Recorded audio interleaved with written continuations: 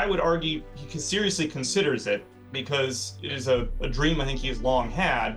The trouble is his own home state of Virginia decides to secede the exact same week. There's an interesting argument that says that if Lee is head of the Union armies that actually defeat the Confederacy, what are his presidential ambitions? You know, where does that go? Because Grant, of course, became president afterwards on the back of his military reputation. If he was in charge of the war, there would not be a very destructive war. There would not be a war aimed at eradicating slavery, and there would not be a war that was meant to make the civilians of the South suffer. Would that have happened? Would he have felt differently? Would he not have assassinated Lincoln? Well, no, I mean, you've got to remember what he said. He said, this is what happens to tyrants. Assumption that you sort of come into this with, which is that Robert E. Lee takes his aggressive nature to the Union and crushes the Confederacy, and it's over a lot quicker.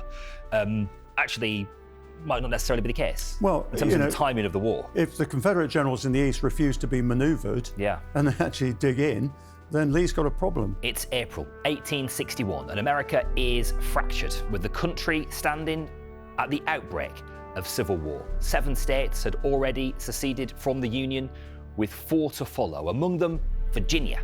And it's here that one man's decision could shape the fate of the nation. Robert E. Lee is considered the finest soldier in the US Army, and on the 18th of April, he receives the highest of honours, an offer from President Lincoln to command the Union forces and help preserve the United States. Yet Lee was a proud Virginian, and after its secession, a day earlier, he chose to fight with his home state, going on to become the Confederacy's greatest general. Of course, after more than 4 years of bloody fighting, it was the Union that won out. Yet, without Lee, would history have been very different?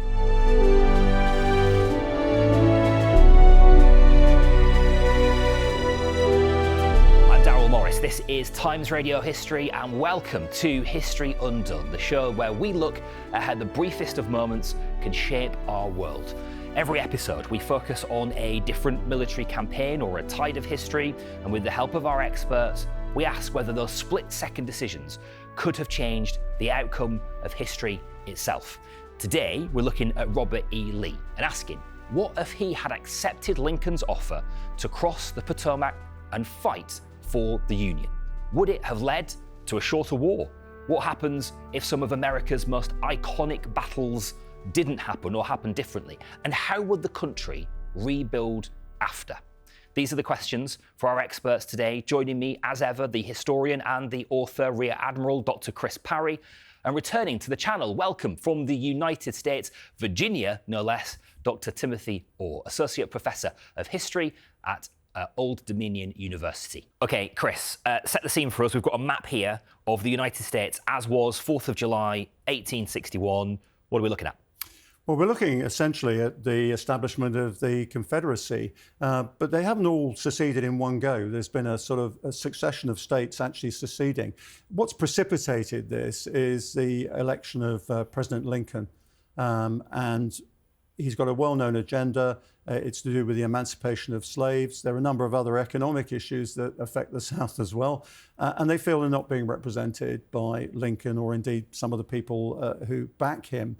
And what has happened is that South Carolina leads the charge. They've always been fairly anti-federal. They tried to secede in the 1840s, and that was dealt with.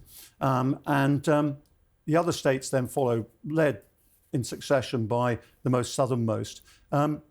But it's not until late in April that Virginia has to decide that whether it secedes or stays with the Union. And the critical issue is that Lincoln says he wants to raise 75,000 troops to suppress the secession in the Deep South. And the Virginians are asked to contribute to that. And both Virginia and North Carolina are looking at each other to see what each state's going to do at this stage. But what happens eventually in the face of this mobilization is Virginia says on April the 17th, we're going to secede. We'll put it to a referendum later in May. And North Carolina, which generally follows what Virginia does exactly the same. And then finally, the last state to go is Tennessee out in the West. And from that point onwards, the Confederacy establishes itself in Richmond, Virginia, pretty close to the front line, as you can see just here. But West Virginia says, we're not having any of this, we're staying with the Union. And they form a separate administration at Wheeling, which is a sort of state capital for them. And some elements of the coast as well say, well, we're not playing this game, we're staying with the Union as well. And that's the basis on which Lee has to make his decision about whether he supports the Union or indeed the Confederacy. Briefly, what made him such a good general, good leader? Well, his father actually had been in the Revolutionary period. He was known as Light Horse Harry. He had a very distinguished reputation. He had family ties to Washington and General Washington. And he'd been governor of Virginia as well. So he's deep establishment in Virginia. They're not particularly rich, but actually, deep establishment. He'd been brought up, but his performance in the Mexican War made his reputation very much. He became a public figure, well known, and that he went on from there. He had stateswide coverage in that respect, and was lauded by his superiors as well. Okay, interesting. Timothy, welcome back to the channel. It's really lovely to have you with us. It's great to be back. Thank you for being here. Let's put some sort of flesh on the bones of Lee then, and crucially, I guess, at this point, is his relationship with Lincoln and with the Union, how he viewed him and it. Well, Robert E. Lee's closest association was with the United States Army. That was the thing that he enjoyed the most about his career, was being an Army officer. He had a number of friends in the U.S. forces, since his days in the Mexican-American War. And this was one of the hardest decisions he ever had to make, was giving it up. So when the offer is put to Lee that he can command the troops that are being assembled around Washington in April of 1861, I would argue he seriously considers it, because it is a dream I think he's long had. The trouble is his own home state of Virginia decides to secede the exact same week, and this puts pressure on Lee to choose between the army that he loves and the state in which he has grown up, a state that is kind of deeply embedded into his family's history. So he heads back to his plantation, Arlington, Virginia, ponders it, and ultimately writes a letter of resignation. And when he comes down the stairs that night, one of the first things he says to his wife is not that we are going with the Confederacy, not that we are attempting to win Southern independence. It is a very depressing line that he says, your husband is no longer a member of the United States Army. So clearly he agonized over that role and very reluctantly had to give it up. Wow, interesting. So I think there's two things for us to understand at this point, which is how he sort of felt about Virginia and what he felt about slavery as well, which is obviously a central issue in this conflict. Is the idea that he sort of, fought the way he did what he did because he was so in love with Virginia and he couldn't turn his back? There's an argument, there are sort of theories online that that's a little bit overstated. No, I think all the documentation, as Tim has outlined, indicates that his family, his social background, his history, his family history says, I'm a Virginian first and I'm United States. I mean, right. There's another American colonel who later becomes a general, George H. Thomas. He actually says, United States much, Virginia less.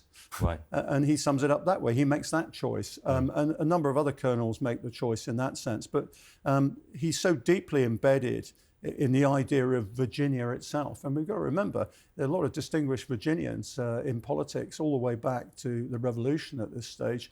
And Virginia, in many ways, encapsulates the heart of America. Yeah. Even though Washington's right next door, Virginians pride themselves as being the primus inter pares. So there's great state pride in that respect. Now, his attitude to slavery, it changes over time, depending on which historians are dealing with it. There's no doubt, from what I've read of Lee, that he sees it as an incredible moral problem. You have slavery in principle. But as I indicated earlier, he says, well, look, we just can't release and free them overnight. What's going to happen to them? And how are we all going to rearrange our society to accommodate that? I mean, there's a very strong white supremacist attitude in Virginia. Of course there is at this point. But it's not predominantly, I would say, a slave state in the sense that some of the more southern states are. It's much more deeply ingrained. So in principle, he doesn't like it.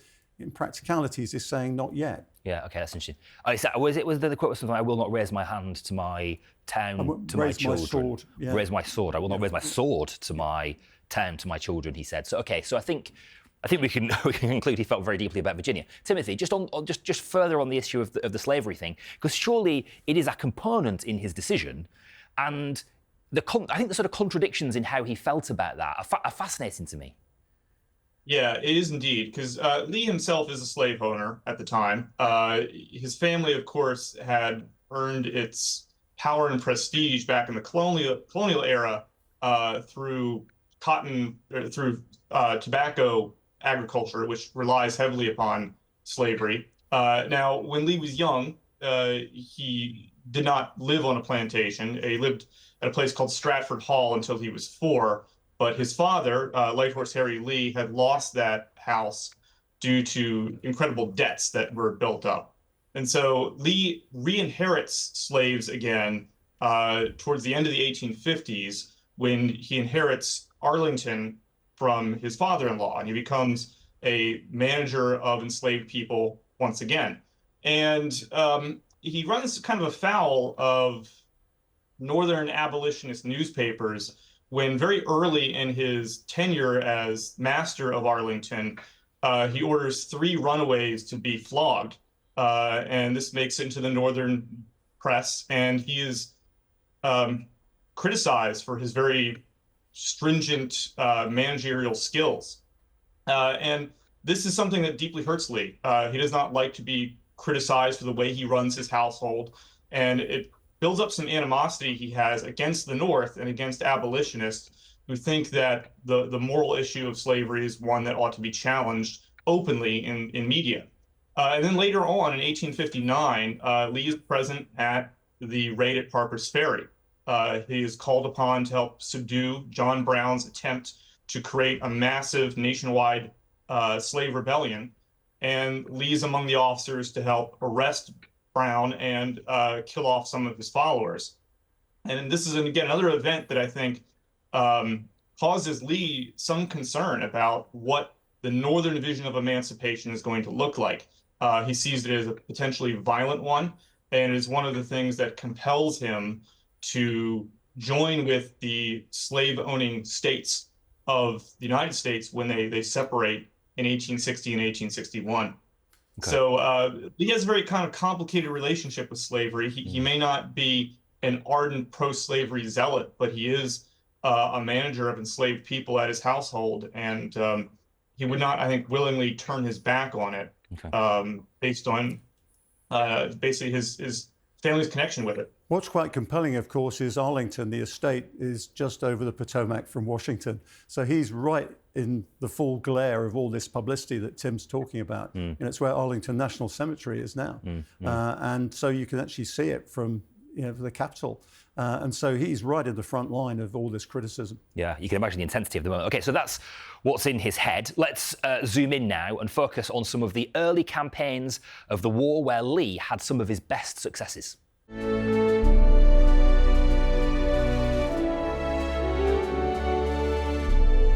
Okay, let's talk a little bit about the Eastern Theatre of War then. The areas around 50 miles or so between Richmond and Washington, D.C. This is where Lee had a lot of his successes. Chris, we've got a map in front of us here. Point out some of the key parts. We've got Richmond over here, we've got Washington up here. There's a sort of key area here. Show us what we're looking at. So in the early stages of the war, both sides are trying to mobilise, but they're also trying to protect their capitals. I mean, it's extraordinary that you should have the two capitals very close to each other. Right on top of each other. Absolutely. Yeah. But you've got the Potomac in between. This is a tremendous obstacle when you think about it. Yeah. And the key thing basically for the South is to mobilize as quickly as possible. We've got to remember the distances that people have got to come to mobilize. That's aided by the railway system, much more advanced in the North than it is in the South, but they use it nevertheless. But Richmond has got to defend itself from a potential attack from the North that is mobilizing probably quicker than the Confederacy is in that respect. The Federals also have a substantial navy at their disposal. So they're able to actually deploy either by land or by sea. So these rivers are no problem. Yeah. So the rivers themselves, the Rappahannock and these peninsulas here are key areas. And part of the strategy of the Union is to say, right, okay, we're going to basically probe across the Potomac, check out how good they are, how good we are as well. But also they're thinking about let's do amphibious operations down here. And certainly later on, we'll talk about it, the Confederacy has to defend against an amphibious attack that comes up here, and it's called the Peninsular Battles. They're called the Peninsular Battles. So the initial issue for the Confederacy, and at first Lee is a military advisor, only a military advisor to President Jefferson Davis, is how do you defend here? But what Lee's also thinking about is the best form of defense is attack. And very early on, he's thinking about how do we actually counterattack Washington, primarily through the upper reaches of the Potomac, where you can ford it and where you can bridge it quite easily. It's a bit narrower up there. Yeah, absolutely. And basically come around and take Washington, because what they know is the defences of Washington are being built facing south initially. Right. They're not circular. So there's all sorts of issues associated with that. Now, Lee is the preeminent, let's attack the Union. Initially, there are discussions about saying, we'll just stay on the defensive. There are far more risks to going into Union territory. Not his character. Not his character. And of course, actually, it doesn't play to his strengths. He's a maneuver general. He likes to be able to maneuver so that he gets his forces in a position of advantage. That's how he has always taught his subordinates as well. That's what we see in the Mexican War. What we also have to remember here, Darryl, is there's a lot going out west. We can deal with that later. And the Confederacy are very conscious of a plan that evolved before the Civil War called the Anaconda Plan. And that was designed to strangle the economy of the South by concentrating on the Mississippi and the West if it came to that sort of thing. Right. Okay. Timothy, give us your sense of the map and I suppose the battles that help us explain Lee in this context. Right. So one of the things about Virginia is it is a very easy state to defend. So one of the things that made it an incredible asset for the Confederate States of America is that when it seceded, it brought with it an incredible vast quantity of manpower and of resources that the Confederacy desperately needed, but also by having it as the border between the North and the South, it made for a great place for Lee to show his stuff. If you're familiar with the topography of Virginia, it is basically three areas. It is the mountains off to the west, which you can see on the map. It is the tidewater, which is the area that abuts the Chesapeake Bay, and then it is the Piedmont area in between. And because of this topography, it makes it very difficult for invading armies that are coming from Maryland to make their way south. And one of the primary reasons for that are the rivers. You'll see a whole slew of them. From the Potomac, you go south to the Rappahannock, which splits into the Rappahannock and the Rapidan.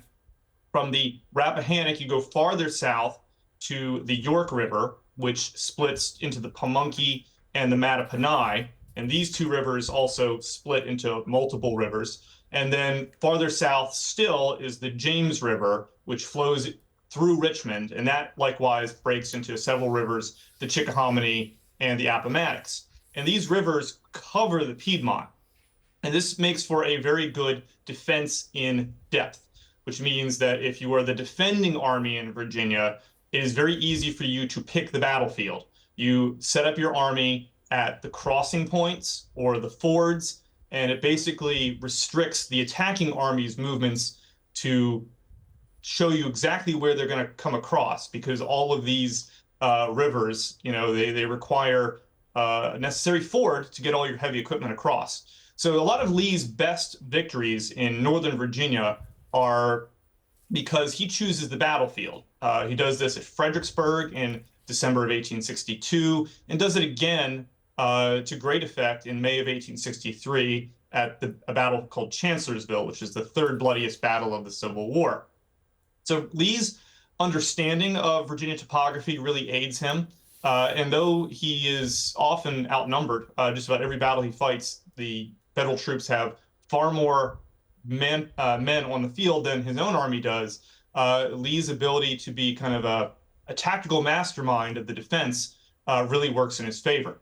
But all that being said, one of the other weird conundrums about Lee is that though his army is always on the strategic defensive, he often takes the tactical offensive, which means that when the battles are joined, he will go out and attack the enemy, largely because he is one of those generals who believes that being the general that is always on the move, making the enemy react to you rather than you reacting to the enemy, is the way to win fights. And this is one of the great Achilles' heels of Lee as a commander, is that a great many of his victories cost a significant number of his troops, because being the tactical offensive force often costs your army a lot more.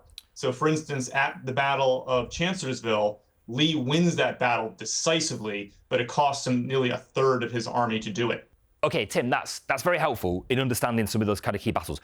Chris, just take us through the chronology and how it plays out.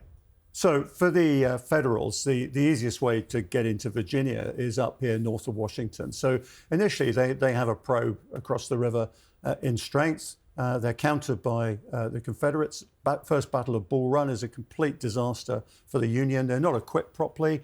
They're not trained properly. They're probably not commanded that well either at that point. People are trying to shake themselves down. And basically the character of the campaigns in Virginia are such that you're getting the Federals seeking to get troops across the north here to come down through here, which is why you get Fredericksburg and you get Chancellorsville here. But at the same time, you've got another Confederate general called Joseph Johnson, and he's operating down here. And what he has to counter is a Union general called McClellan. Now, McClellan really fancies himself as a new Napoleon. In fact, a lot of his critics call him the small Napoleon because he's actually quite small. But he will never, ever take the offensive until he thinks he's got a superiority of troops. But eventually, the Union come up with this idea that if they land troops down here in the Yorktown Peninsula, it's actually the easiest route up to Richmond. And it gets past this problem that Tim has mentioned of all the rivers and the topography of that. And so initially what we see are battles going on in this peninsula to keep the Federals away. And it ends up in essentially the Battle of Seven Pines here.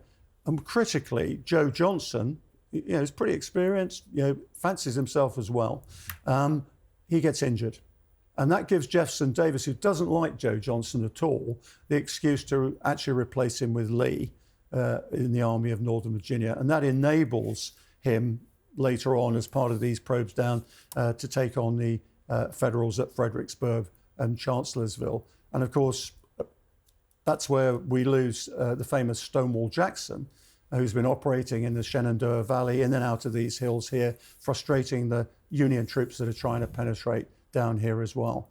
But that Lee then establishes his reputation, and of course the Army of Northern Virginia also then goes on to get across the river in terms of attack, gets a stalemate, which is a tactical defeat, but also a strategic withdrawal from Antietam, which is up here, and also later Gettysburg, of course. And that shows the Confederacy that actually these are the penalties associated with an offensive strategy. Right. And my own view is, I don't know if Tim agrees with it, that the original sense that the Confederate generals had with Jefferson Davis, that a defensive strategy, a war of attrition on the Union, was actually a better thing to do until the South were able to get recognition from Britain and France, and also to get their own industry gearing up. What do you think, Tim? Well, I guess I have a slightly different opinion on it, because I think Lee's plan for invading, though it seems counterintuitive, does have some, long-term repercussions if he had been successful. one of the things the Confederacy desperately needs is manpower and industrial centers, and that is one thing that Maryland would provide. Maryland is one of the slave states that did not join the Confederacy, though there was, a sizable pro-secessionist movement in the state. And I think one of the things that Lee was hoping to get out of the Maryland campaign of 1862 is to establish the beginnings of a liberation of Maryland, to show that secession is not like a one-off deal, that there were other dissatisfied states that were willing to join in. And a victory in northern soil could potentially speed up the pace of European recognition or mediation of the conflict. So I think that one of Lee's visions here was that he did not want to fight a war of attrition because he kind of worried that it would not favor the Confederacy, that time in the end might undo the Confederacy because it did not have the manpower that was necessary to fight a prolonged war. So what you had to do was try to have military victories that led to political outcomes, be they diplomatic, if it brought in European intervention, or political, if it somehow unseated President Lincoln from the White House in the future. Now, Lee, of course, would have to wait till 1864 to get a re-election of Lincoln, but in 1862, he could probably spur European military intervention, and I think the Maryland campaign was one way to do it. Now, I would agree with Chris, it is a high-risk campaign, right, to leave your own lines and to go into enemy territory. That is the thing that Lee probably understood. That is, if he was defeated, he might be trapped on the wrong side of the Potomac. And right after the Battle of Antietam, he was. And just by the fact that the Union Army pursued very timidly was the only reason that he got away from that very dangerous situation. So this is very much Lee in a nutshell, that he is a risk taker. He believes in being the offensive army, sometimes strategically, but quite often tactically. And that is something that the Confederacy had to deal with. That the price of his military greatness was the risk that he put his army in frequently. Yeah. And so I would sort of conclude that Lee knew that he wasn't going to win the war. But no. Do you not think so? No, Darryl, he thought Tim's right. You know, one of the things that I learned in my military career is that people concentrate on the military objectives, but in fact, what's important is the political objectives. Yeah. You know, the military are the means by which those political objectives are achieved, and he's absolutely right. It's a throw of the dice. Up in Maryland here, both at Antietam and Gettysburg. I mean, I would say, and Tim brought it out, you know, if you're going to go up there, you've got to go with good logistics. And it's by no means certain. You look at the ration packs that they had the logistics to do that. The real problem for Lee there is he can't conduct a sustained campaign, one that will actually deal with the Union forces there. He has to come back at some stage to actually replenish. And in fact, after Gettysburg, they're really relieved to get into this fertile country here at the end of summer to be able to actually feed his troops. And one thing that it strikes me, Tim, that Lee never gets a grip on is the logistics of manoeuvring armies at the pace and tempo that he wants. And yeah, go on, Tim, pick up on that. No, I agree. Like during the Maryland campaign, Lee has an estimated 10,000 stragglers. Right? You know, his men are so hungry and they're not being fed that they leave the column, right? And they fan out to the countryside, you know, looking for produce, anything they can steal, so they can feed themselves as they march north into enemy territory. And so Lee is fighting the Battle of Antietam with perhaps as many as 10 to 20,000 fewer troops than he would like. And I imagine that if he had those numbers, the Battle of Antietam, which is a critical battle, like, you know, arguably decides kind of the fate of the Union and the fate of emancipation, it might have gone differently had he had those numbers with him. And it was nothing that he ever really solved during the course of the war. As the Union's stranglehold with the blockade continues to get worse and worse, the Confederacy continues to struggle getting supplies to its troops. And ultimately, I would argue it's one of the reasons the Confederacy folds in 1865. By the time that General Sherman's armies have made their march from Chattanooga to Atlanta, then to Savannah, all the major rail lines in the Deep South, and then by 1865, the Upper South have been severed. And so the supplies that Lee is used to getting have been greatly reduced by 1865, that there is just simply no choice for his army but to surrender. So, you know, the attack on the Confederates' logistical infrastructure is one of the things that finally does it in. Okay, so and we'll consider in a minute what would have happened if Lee would have fought for the Union, but had he taken a different path, do you think, or a different sort of strategy, which is unlikely given his nature and given what he was about, but had he taken a different strategy, do you think things could have gone differently? It's quite interesting how Confederate strategy is being evolved. Jefferson Davis, fancied himself as a bit of a strategist, and there are constant discussions between him and his generals. And as I indicated earlier, there's this big dispute with Joe Johnston, who survives till the end of. In fact, Joe Johnston is the last last major Confederate general to actually surrender with 89,000 troops. But there's this constant dynamic where they really can't work out. And they know that in terms of resources, they lack what the Union can actually generate. And it's a constant conundrum. And one of the things that we'll discuss shortly, of course, is what's going out in the West as well, which is absolutely critical to the survival of the Confederacy. As Tim says, they can just about hold here. They can even supply their troops here. But what they can't have is a major Union army breaking through in the West and coming east from Chattanooga right through to Atlanta to the coast. That cuts the Confederacy in half. You can't supply your troops. You isolate this part here.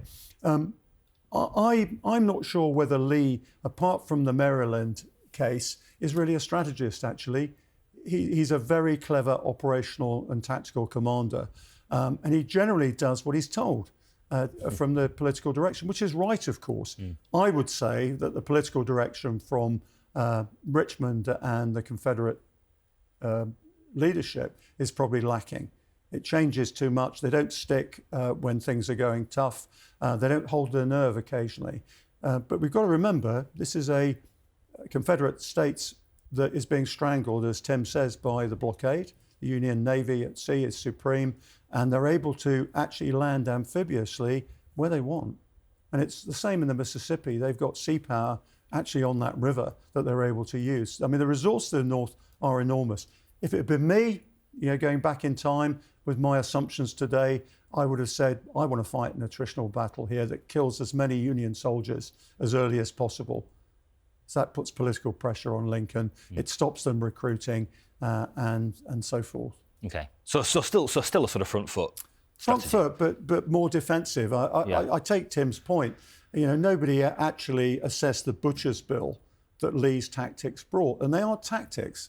Apart from the Maryland campaign, you're not seeing him really achieve anything strategic. It's all operational and tactical. And at that point, you have to suspect generals of vanity. Yeah. I'm actually enjoying myself doing this, and I'm going to continue to do it. Yeah, okay. Would you agree with that, Tim? Would we describe that as a sort of lack of big picture thinking? No, he's got the big picture, but I think he's either resigned himself to actually the leadership in Richmond and saying, actually, I've got more problems down here at the operational and tactical level to deal with. I'll leave that to everybody else. Yeah, okay, final word on that, Tim. Yeah, I think I agree with that. Like, Lee is not by nature a strategist. He is kind of thinking operationally or tactically most of the time. And I think that is one of the other kind of problems with Lee is that his very kind of provincial view of his theater of action causes him not to consider the repercussions of the other theaters. And I'll give one example here, which is prior to the Gettysburg campaign, President Davis's plan is to send some of Lee's troops, about a division, to Vicksburg to reinforce the garrison. And Lee says, no way. He's like, don't take my troops from me. And he says, to give you an alternative, why don't I take the whole army on an invasion of Pennsylvania? And Lee convinces Davis that this is the right thing to do. And I think that's one of Lee's things, is that he was a very convincing general when it came to arguing for his men, arguing for his army and what he could do with it. And perhaps this alternative was maybe not the best course of action. It would have been better to have sent some of Lee's troops to the west to relieve the embattled garrison at Vicksburg. But Davis was a bit of a pushover, And I think Chris is exactly right that he needed to exert a lot more strategic vision for the Confederacy, but he never really had a good handle on what that would be. And I think his various generals put pressure on me and put pressure on him and pulled him in all sorts of directions, such that there never was a consistent vision for what Confederate strategy should have been during the whole of the war. Okay, just very briefly, because we're going to go back. But I wonder, Chris, if you could just, because we're going to sort of undo that as we do and consider how history might have been different. Just briefly, what did come next in terms of the Union won? I mean, link us to that and Lincoln's assassination as well. So, I mean, there's two components really to how the war wraps up. I mean, to my mind, what always gets my attention is the campaign in the West. Essentially, the drive down the Mississippi to actually get to New Orleans. As Tim mentioned, the famous victory of Vicksburg. It establishes the reputations of quite a lot of Union generals and gives them experience. So you've got Grant there, you've got Sherman, you've got Sheridan and all these others. And the key sweep, as we've mentioned twice before now, through the heart of the Confederacy, cuts off its logistics, its ability to support each other, the manpower and all that sort of thing. And of course, you're freeing the slaves as you go. So there's that additional pressure on local communities in the South. And essentially what happens is Virginia, ironically, is isolated along with North Carolina. And towards the end, Lee eventually is maneuvered into a surrender at Appomattox. And Joe Johnston, with the other significant Confederate army, as I said, 89,000 men, has to surrender as well. That's the end of the war. Lincoln starts talking about Reconstruction, reconciliation, the ability to settle the South.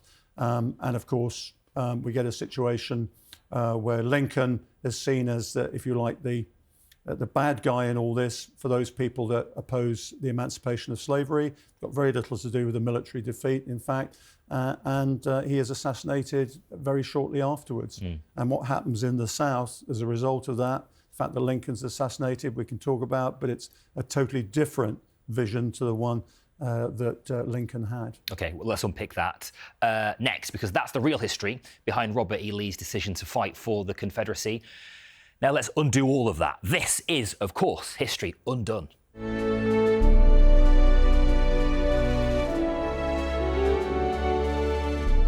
Okay, let's ask ourselves some of those really long-term questions then. Had Robert E. Lee decided to fight for the Union, Chris, we've got the map back in front of us here. And just generally, Chris, give us a bit of a sense of what a United States Army led by Robert E. Lee actually looks like. Well, I think it's interesting because there are two linked issues here. Is Lee is only going to come north if Virginia comes north. And so that theatre of battle just disappears straight away.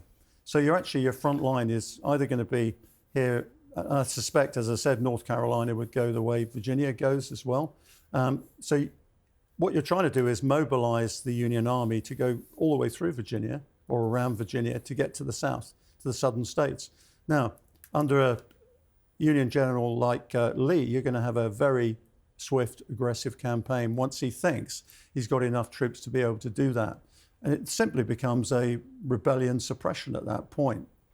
However, I think the problem is that the Union Army, right at the start of the Civil War, isn't ready for a general like Lee. They're not mobilized, they're not equipped.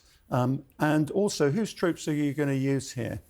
You don't really want Virginians and North Carolinians actually against their fellow southern states and things like that. What about the political problems associated with emancipation, the economics of it and things like that? So he's got a few problems to sort out politically as a general in that theatre.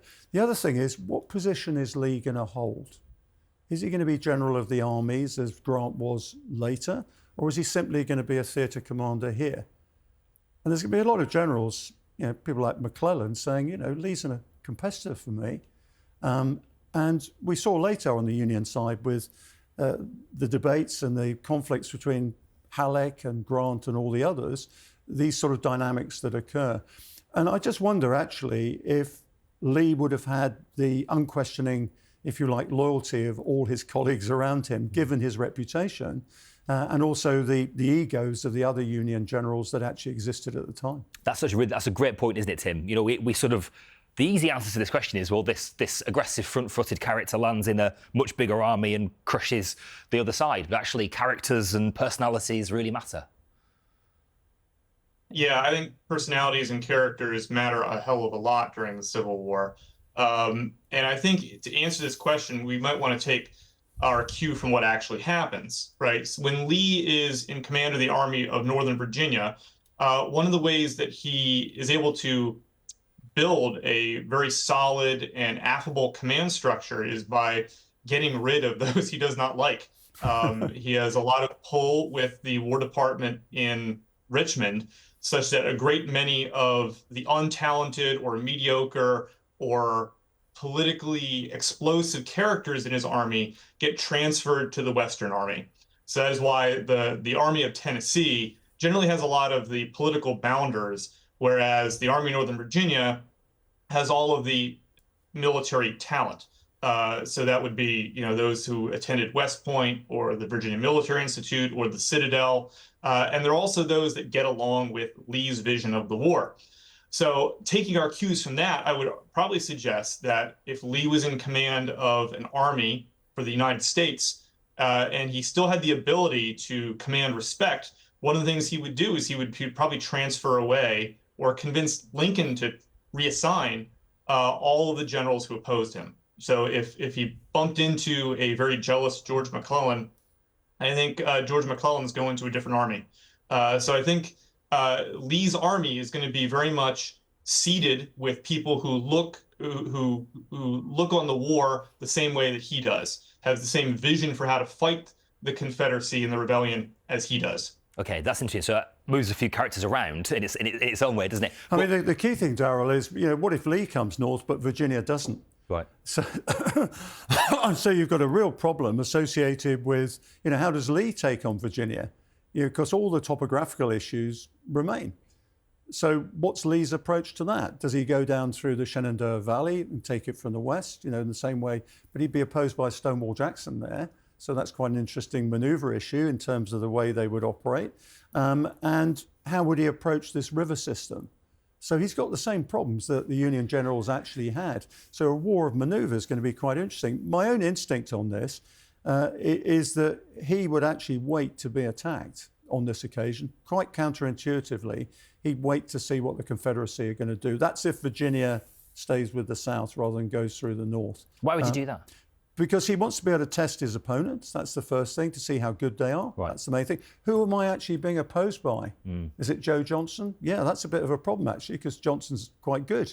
As I said, Jackson in the West, that's quite a problem. So initially, you're going to have to defend Washington, and you're going to have to mobilize. You're going to have to get everybody in the right shape.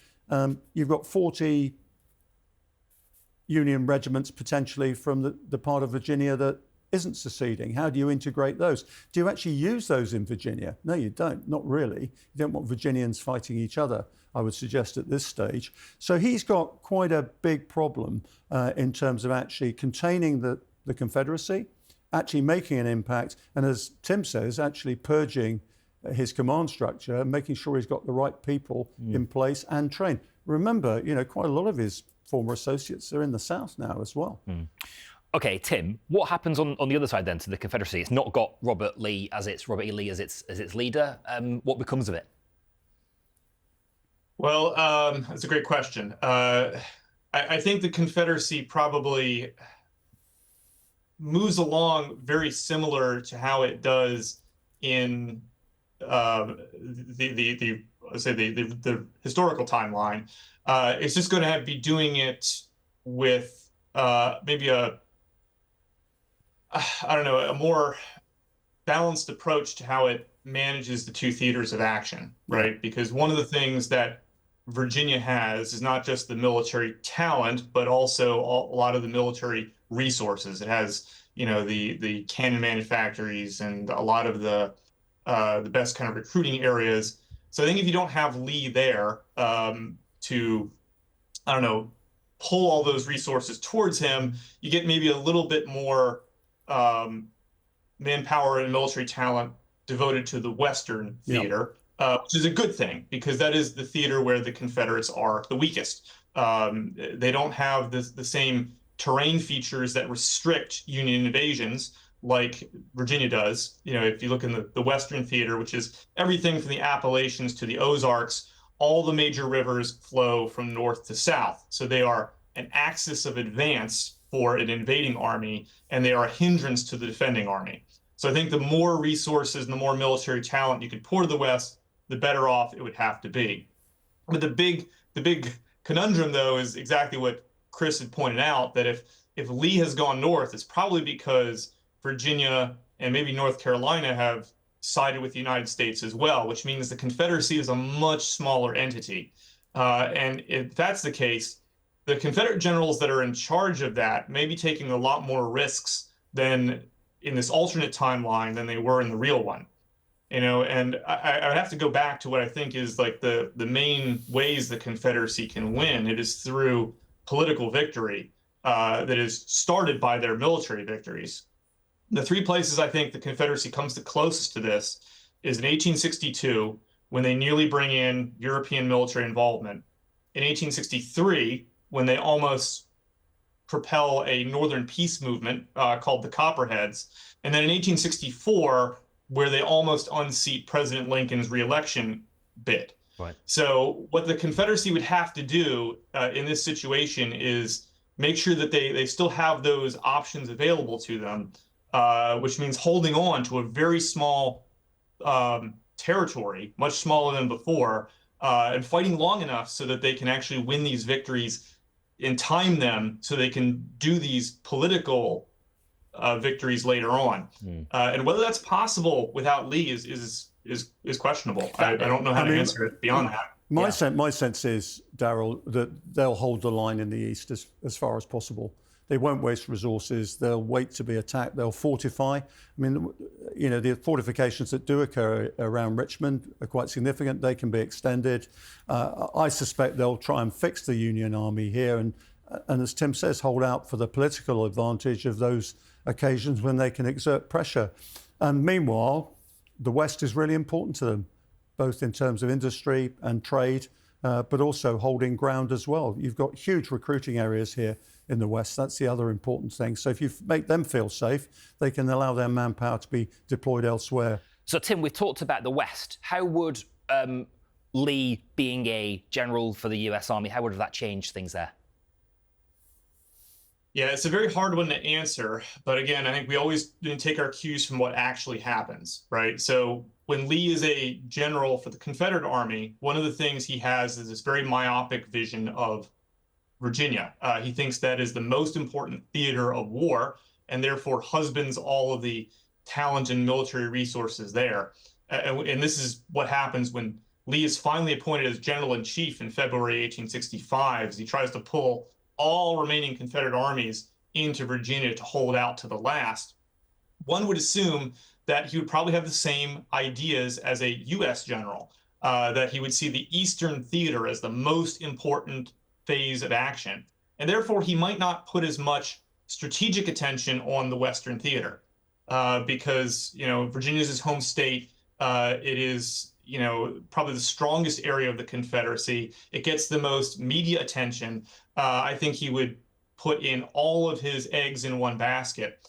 And this could be like a problem for Union strategy because most historians believe that the place the Confederacy was defeated was in its Western Theater. And so if you have a general that is privileging the Eastern Theater over the West, it may prolong the war, potentially even lead to Union defeat during the conflict. So hard to say, but the evidence suggests that Lee might very foolishly overemphasize fighting in the Eastern Theater. I think where the Confederacy is always going to be weak is they don't have a powerful navy. The Federals do. There's no question about that. And that is something they would have had to get to grips with. So if they've got Virginia, they've got Norfolk, they've got quite a lot of resources there. If they haven't got Virginia, it's a totally different situation. And I would say that the blockade would be even more effective without the Confederates holding Virginia and North Carolina as well. Right. So the assumption that you sort of come into this with, which is that Robert E. Lee takes his aggressive nature to the Union and crushes the Confederacy and it's over a lot quicker. Actually, might not necessarily be the case. Well, in terms of the timing of the war. If the Confederate generals in the East refuse to be manoeuvred and they actually dig in, then Lee's got a problem. Just like you had in the Second World War, you've got increased firepower in the American Civil War. And if you dig in, as we saw later, you have to bring in an awful lot of ordnance, such as at Vicksburg, to actually defeat some of these defences. So, my sense is that, in that situation, whatever the front line was, the Confederates in the East would use the topography and what manpower and resources they had to fix the Union there. The Union's only approach then, of course, is to go amphibious. So attack not always the best form of attack. Not without Lee, I would suggest. Yeah, that's it. He's the key component in that, right, Timothy? Yeah, absolutely. Lee, I would also kind of suggest that one of the other things we really need to consider is like what the campaigning would look like with charge of Union forces, because he would undoubtedly be a conservative general. And what this means is that conservative generals of the Civil War were interested in making sure that the nation would be reunited with very little change to the rebellious territory. And again, this is where we draw our cues from what actually happened. In 1862, there was a debate about civil military policy that was initiated by George McClellan, the very same general that Chris had mentioned in charge of the Union invasion of the peninsula. He issued a letter that was sent to Abraham Lincoln called the Harrison's Landing Memorandum. And in this, he specified that the way that the Army should relate to Southern civilians is that it should in no way reorganize any territory. So it can't say, cut West Virginia off from regular Virginia. There should be no confiscation of property. There should be no punishment for those who led the rebellion. And most importantly, there should be no emancipation of the enslaved population. And this was McClellan's vision of civil-military relations. I would suspect that Lee would be in favor of all these things that McClellan had suggested, so that if he was in charge of the war, there would not be a very destructive war. There would not be a war aimed at eradicating slavery, and there would not be a war that was meant to make the civilians of the South suffer. And, in the end, one of the things that really propels along the Confederate defeat is the emancipation of enslaved people as the Union armies are entering Confederate territory. And it is the destruction of rail lines and telegraph lines and corn cribs, largely done by Sherman's forces. So if Lee was in charge, I don't think any of that would have happened. It would have been a much softer touch that was given to the Confederacy during the invasion.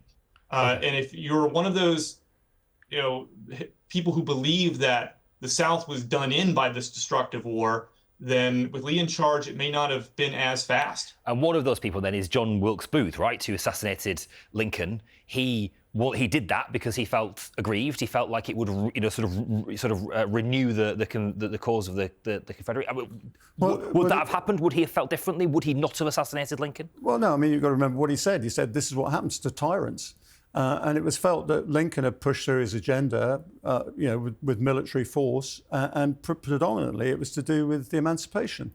It was very little to do with what happened to the South in the war. It was entirely driven by that.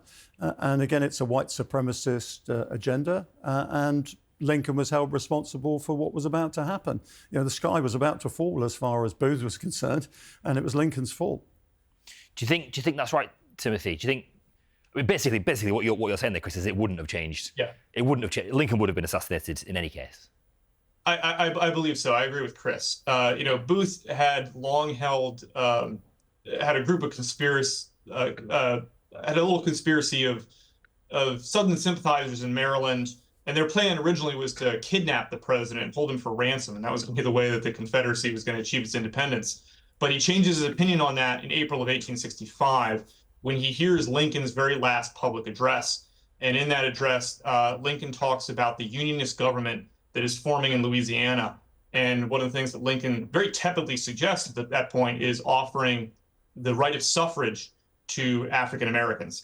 And when Booth hears that, that is what drives him up the wall. He says that is going to be the last speech he will ever make because he's asking for Black citizenship. And so I'm going to end it. So it's not just simply that it's emancipation that has happened, but it is now the Lincoln's very tepid promise of political equality that enrages Booth. And so if that's the way the Civil War ends, that he's not going to accept it. And that's why he decides to assassinate Lincoln at Ford's Theater a few days later. Okay. And how about, Chris, America's sort of general sense of itself? Robert E. Lee is a controversial figure. He sort of reared his head, didn't he, in debates over the last couple of years about his role in history and about slavery and all that sort of stuff. And had he done something different in that moment, do you think it would have changed the course of how America feels about him and maybe itself a bit? You know, it's interesting. I mean, Lee has a reputation because of his defeat. It's rather like Napoleon. You know, he seemed to be a brilliant sort of operational and tactical commander, but because obviously he got defeated in the end, there's an element of romantic tragedy about it. And it seems to me that, and Tim probably will have a better view of this than me, that Lee actually gets a free pass that other Confederate generals don't get in this respect. Somehow he's on this borderline, just as Arlington was on the borderline between the Union and the Confederacy, of the virtuous warrior, but also the Southern slaveholder, who thinks the whole principle is wrong anyway. So he's in this doubtful territory. And certainly I did a survey recently of the number of statues that have been toppled in the United States, and Lee actually is the one that survives the most in that respect. Right. So somehow in defeat, he's managed to save a reputation that possibly he wouldn't have sustained had he been on the Confederate side and winning, to tell you the truth. Okay. What do you think, Tim, then, about how Robert E. Lee is seen? Would a different decision have changed that? Yeah, I think he'd be perceived very differently if he had gone with the United States. A lot of his reputation is built upon the defeat, to be honest with you, because when the Civil War comes to an end, the defeated party, the rebellion, continues to write about the Civil War in a way that is, beneficial to their own memories. And Lee becomes centerpiece to that iconography. And this is largely because Lee himself doesn't write much after the Civil War. He lives for only 5 more years, dies in 1870, never publishes memoirs. So he's kind of a blank slate upon which a great many post-war Confederate writers apply their own romantic vision of what the war is about. And because Lee can't answer, words are put in his mouth to such a degree that he becomes the iconic hero of the Confederacy in the post-war era. And, I live in Virginia, Lee's home state, and it is just flooded with schools and highways and car dealerships that are named for him. And so his iconography is everywhere. He's probably one of the most well-known American generals. And it's because of the transformation of his legacy that happens because of all these post-war Confederate writers that deify him. All right, and that's why a great many Americans know who Lee is, and then maybe will not know his opponent during the latter phase of the war, Ulysses S. Grant, who is himself a president, right? So Lee is respected because he's part of the defeated force. I mean, I think there's an interesting argument that says that if Lee is head of the Union armies that actually defeat the Confederacy, what are his presidential ambitions? Where does that go? Because Grant, of course, became president afterwards on the back of his military reputation and also his personality. But, what's Lee's political ambitions? I suspect, Tim, he would have wanted to retire as the sort of hero into sort of what we would call mid-Victoria fiction and things like that. Quit while you're ahead. No, I think he would have been very happy to be, the Cincinnatus of the Union, to tell you the truth. Yeah, that's what he does with the Confederacy, right? He tries to live a quiet life for the remainder of his days. He becomes president of Washington College out in the Shenandoah Valley, and that's about all he does. And he declines from speaking events. So if the real history tells us anything, I think you're exactly right, Chris. He probably demurs from any political aspirations, and becomes kind of just the quiet general of the South. So. I mean, I think the one thing that rolls on from Lincoln's assassination, of course, is that the settlement of the South is totally different Yeah. under his successor.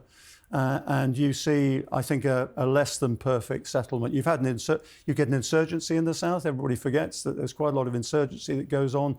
That manifests itself, of course, in all sorts of racial tensions and things like that. And both Democrats and Republicans, are not the people we think of them today in the South.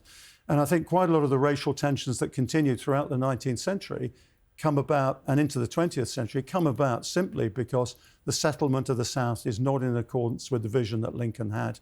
And the persistence of the issues that we even have today, I'm afraid, relate to the fact that imperfect settlement was put in place, lots of accommodations made after Lincoln's assassination. Okay, absolutely fascinating. Yeah, and this is... Yeah, go ahead, Tim. And let me add in, this is where there's a lot of intriguing speculation because, during the Reconstruction era, during part of it, there is military districts that are put over the formerly rebellious territory. And one wonders if Lee would have been one of the heads of these military districts and what his reign would have been like. So there's a lot of speculation on the influence he would have had during Reconstruction if he remained in charge of the military reconstruction phase of that era. Interesting. So, would the war have gone differently? Maybe, maybe not. Maybe that's as much about the characters around Robert E. Lee as it is anything else. Would the reconstruction of the South have been different? Maybe, maybe not. And how that feeds its way into modern politics is absolutely fascinating, isn't it? Would Lincoln have been assassinated? Probably, yes, is the conclusion. Would Robert Lee have been president? ... One of the things that I'm sort of learning, this is my second episode of History Undone, one of the things that I'm learning is that we can change and maneuver the characters, but so often the arc of history stays on the course that's been set for it, doesn't it? And so often, perhaps how we get there is different, but where we go is so often the same. Those pebbles that get thrown into the pond, they ripple, and so often it's about those characters that are around our central characters and where they end up because of our central characters' change that really makes the difference. Absolutely fascinating. I'm afraid that's all we've got time for, fortunately, on this episode of History Undone. My thanks to Dr. Timothy Orr and Rear Admiral Dr. Chris Parry for joining us. We'll be back with more History Undone very soon. In the meantime, remember to like this video and subscribe to our channel, Times Radio History, loads of history videos on YouTube, and you won't miss anything. You can also listen to History Undone wherever you get your podcasts as well. Until next time, bye-bye.